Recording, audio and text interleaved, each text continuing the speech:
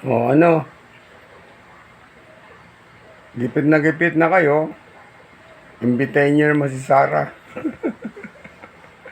Nakakatawa naman. Sinabi na sa Commission ng Audit, walang problema. Hindi kayo naniniwala. Simple lang yan. Kayo mag-audit. Pumunta kayo sa sa COA at mag-audit kayo. O, ipakita nyo, ipalive nyo, mag-audit kayo. Putik niya, 120 million, simple-simple lang yan. Ano lang yan eh. Maliit na pera lang yan para sa buong Pilipinas. Confidential fund. Alam mo, confidential pa niya, ginagamit yan sa mga emergency. Lahat yan. Sinabi nga ng COA, walang problema. Ilang barangay ang pinagkalatan yan. Oh. Kahit isang oras lang. Ito, dali mo dun. Bago naman i-request yan yung confidential fund na yan, may mga na yan, may mga pondo na nakalagay dyan na kung magkano ang dapat nilang gastusin sa bawat isang barangay, sa bawat isang lugar.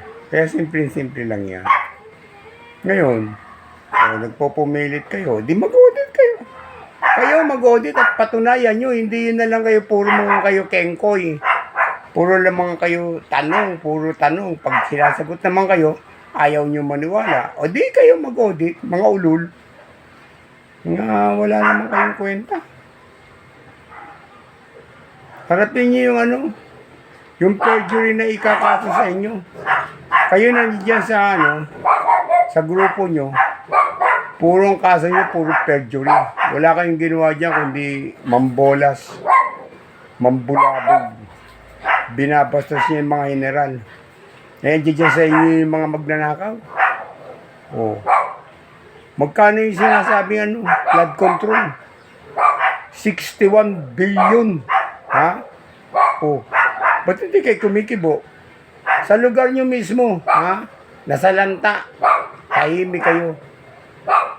Hindi kayo bagay dyan sa pinipwestuhan nyo, dapat na na lang kayo, magbarangay tanod na lang kayo.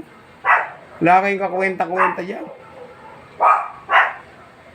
Ang dami niyong sinasabi, ang dami niyong dinadaldal. Gusto nyo, ang isagot, yung gusto nyo. Pagka yung sumagot, ayaw nyo, nagagalit kayo. Yung manghunghang pala kayo eh. Ngayon, may nagbuko sa inyo. Script lang yung ginagawa. Halta naman yung script eh. Saan ka nakakita ng nagwi-witness na nagbabasa? Ha? Ang itatanong mo, page 4. Tapos babasahin. Putik na yung kalokohan niya, katangahan. Para kayong hindi nagsipag-aral yan Saan ka nakakita ng witness nagbabasa ako? Lahat ng itanong mo sa akin, na kabataan ko hanggang ngayon, sasagutin ko na walang binabasa. Kahit mababa lang yung inaral ko. Ikaw, Fernandez, nakatapos ka ba? Kung nakatapos ka, bakit ganun? Hindi mo alam. Kumukuha ka ng witness, di ka ba nagtataka? Ba't ka nagbabasa? Nagtatanong ako, nagbabasa. Kaya ka nagbabasa, alam mo kung bakit? Ini-script nyo na sa loob yan kasi baka makalimutan. Kayo ang dapat dali sa sa Senado. Kayong mga ulul. Imbestigahan kayo, mga baboy kayo Binabastos nyo na yung Pilipinas. Mga wala kayong kwenta. Mga gago. Tangina. Sipin mo mga drug lord, pakakawalan nyo.